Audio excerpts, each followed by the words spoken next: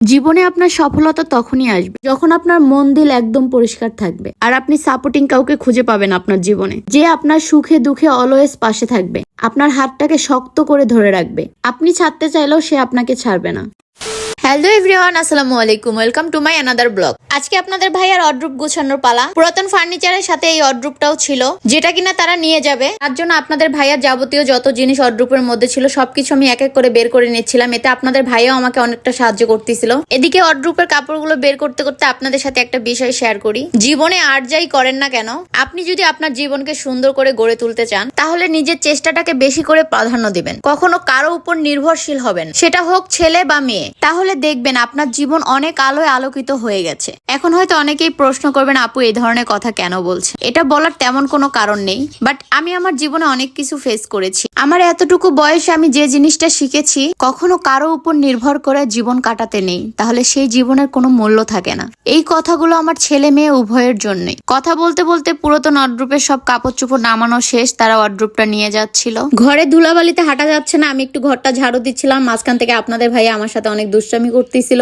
ওর কাজই তাই, কাজের মাঝখানে আমাকে কিভাবে ডিস্টার্ব করবে এটাই হচ্ছে ওর কাজ। দেখেন কি করতেছে। তবে ওর এই দুষ্টু মিষ্টি খুনছুটি গুলো আমার খুবই ভালো লাগে। কাজ করতে করতে যখন টায়ার্ড হয়ে যাই, তখন ওর এই দুষ্টু মিষ্টি খুনছুটি গুলো আমার টায়ার্ডনেসটা দূর করে দেয়। সবাই অনেকক্ষণ ধরে কাজ করছিল, তাই আমি ভাবলাম সবাইকে একটু চা করে খাওয়াই। আর আপনাদের ভাইয়া তো প্রচুর পরিমাণে চা খেতে পছন্দ করে। সে যে কোনো কাজ করতে বসবে তার আগে চা লাগে। আমি তো চা তেমন ভাবে বানাতে পারি না। আপনাদের ভাইয়ার কথা যে আমি রং চা ভালো করে বানাতে পারি না, তাই আজকে চাটা আমি বানাই নাই, আমার আম্মুকে দিয়ে বানিয়েছি। আপনাদের ভাইয়ার কথা, তুমি সব কিছুতেই পারফেক্ট। রান্না বাড়া করা, ঘর দুয়ার গুছানো, বিজনেসের কাজ সামলানো, সবকিছুতেই তুমি পারফেক্ট। বাট তুমি আমাকে রং চা করে খাওয়াতে পারো না। কেমন করে খাওয়াবো রং চা ভালো করে বানিয়ে বলেন? আমি তো কখনো রং চা খাই না, আর রং চা আমি বানাতেও পারি না সেইভাবে। এই জন্য আমার বানানো কখনো হয় নাই, যার কারণে আপনাদের ভাইয়াকেও আমি ভালোভাবে রং চা বানিয়ে খাওয়াতে পারি না।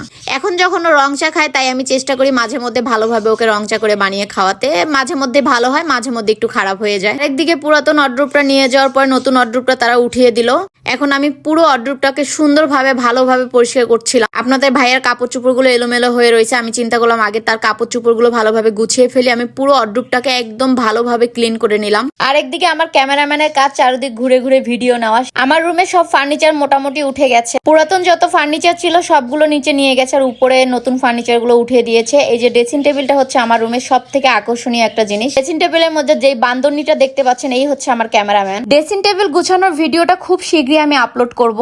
কাজ করতে করতে অনেক টায়ার্ড হয়ে গেছে আপনাদের ভাইয়া, তাই বেচারা একটু আরাম করতেছিল। আর আমি এদিকে ওর অর্ড্রুপটাকে সুন্দরভাবে গুছিয়ে দিচ্ছিলাম। হতে পারে আমি ভিডিওগুলো আলাদা আলাদা করে আপলোড করেছি, বাট আমার কাজ কিন্তু একদিনেই করতে হয়েছে। যেমন অর্ড্রুপ, শোকেস, আলমারি, ড্রেসিং টেবিল সব একদিনেই গুছাতে হয়েছে। ফুল বাসাটা আমি একদিনের মধ্যেই কিন্তু গুছিয়ে ফেলেছি, বাট আমি ভিডিওগুলো আপলোড করেছি স্টেপ বাই স্টেপ। কারণ একদিনে এত লং ভিডিও কখনোই আপলোড করা সম্ভব ছিল না আমার দ্বারা। এই জন্য আমি সব স্টেপ বাই স্টেপ ভিডিওগুলো আপলোড করতেছি। লাস্ট এখন ড্রেসিং টেবিলের ভিডিওটা আপলোড করা বাকি আছে, সেটাও আমি খুব শীঘ্রই আপলোড করে দিব, আপনারা দেখতে পারবেন। তবে আমার সব ফার্নিচারের মধ্যে ভাইরাল যে জিনিসটা, সেটা হচ্ছে আমার ড্রেসিং টেবিল। আর ড্রেসিং টেবিলটার ভিডিও খুব শীঘ্রই আপনারা পেয়ে যাবেন।